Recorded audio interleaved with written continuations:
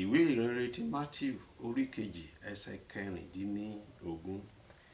Nígbà tí Herodu rí pé òun di ẹni ìtànjẹ lọ́dọ̀ àwọn amòye, ó bínú gidigidi, ó sì ránṣẹ́, ó sì pa gbogbo àwọn ọmọ ọwọ́ tí ó wà ní Bẹtilẹhẹmu àti ní ẹkùn rẹ̀ láti àwọn ọmọ ọdún méjì jálẹ̀, gẹ́gẹ́ bí àkókò tí ó ti béèrè nẹ́sọ̀nẹ́sọ̀ lọ́wọ́ àwọn amòye náà. Èṣù ò ní àánú, ẹni ibi ni èṣù. Ẹni tó dẹ̀ ń ba nǹkan jẹ́, èṣù ń ba nǹkan jẹ́ ni, kì í tún nǹkan ṣe. Apààyàn ni èṣù. Ẹ̀wọ̀n tó ṣẹlẹ̀ níbẹ̀ nítorí pé Herodu ó nípa Jésù. Nítorí pé Ọlọ́run ó ti sọ fún Joseph àti Maria kán gbé Jésù sá, inú bí Herodu. Ó wá pàṣẹ wípé gbogbo àwọn ọmọ ọdún méjì, kí ni àwọn ọmọ yẹn fi ṣẹ̀ Herodu? Kí ló fi ṣẹ̀ wọ́n? Mọ̀ bá èṣù ṣe o, mọ̀ bá èṣù ṣeré o. Ẹ̀mí máa ń kìlọ̀ fún ẹ, ó ń kìlọ̀ fún èmi náà bí mo ṣe ń sọ yìí o. Mọ̀ bá èṣù, mọ̀ bá jẹun o, mọ̀ bá ṣeré o. Ẹni ibi ni o. Apààyàn ni èṣù o.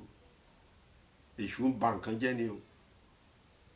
Èṣù ó lè dá gbogbo ilé wó nítorí pé ó nípa ẹnìkan. Ẹ wo kí ni àwọn ọmọdé ẹ fi ṣe èṣù? Gbogbo àwọn ọmọ orílẹ̀-èdè ọdún méjì sí ìsàlẹ̀, ó sọ pé kán pa gbogbo wọn. Nítorí náà kó bá mọ ọ̀tá tó ń gbógun tiẹ̀, ìwọ náà ò ní láàánú. Ọlọ́run sọ pé kó ṣàánú fún ọ̀tá ẹ̀mí ẹ̀. Ọlọ́run sọ pé kó ṣàánú fún wọn.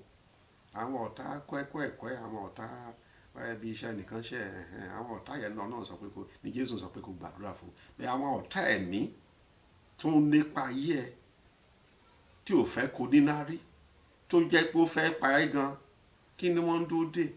Gbàdúrà lónìí, mo gbàdúrà fún ẹ lónìí wípé gbogbo àwọn ọ̀tá ẹ̀mí tó ń lépa ayé ẹ̀ kan fún sànlẹ̀ kan kú. Gbogbo àwọn Herodu tó fẹ́ pa ọmọ ẹ, tó fẹ́ pa ọkọ ẹ, tó fẹ́ pa iṣẹ́ ẹ, tó fẹ́ pa ìdílé ẹ, tó fẹ́ pa ọmọ gbogbo, tó fẹ́ pa ibi tó ti ń ṣiṣẹ́, kí ní ìlànà kó gbé wọn mì. Gbogbo àwọn Herodu tí ò fẹ́ kó mí, gbogbo àwọn Herodu tó ń bínú gidigidi, kí ni Jésù ń ṣe? Ọmọ ọwọ́ Herodu ń bínú. Gbogbo àwọn tó ń bínú gidigidi nítorí ìtẹ̀síwájú ẹ̀, gbogbo àwọn tó ń bínú gidigidi nítorí ògo Ọlọ́run ní ayé ẹ̀, gbogbo àwọn tó ń bínú gidigidi nítorí ìràwọ̀ ẹ̀, kí ní ìlànà kó gbé wọn mì, kí ògo ẹ̀ búyọ, kẹ́yẹ Jésù kó gbé ẹ lékè gbogbo ọ̀tá. Bẹ́ẹ̀ ni ó rí lórúkọ Jésù Kristi Olúwa wa.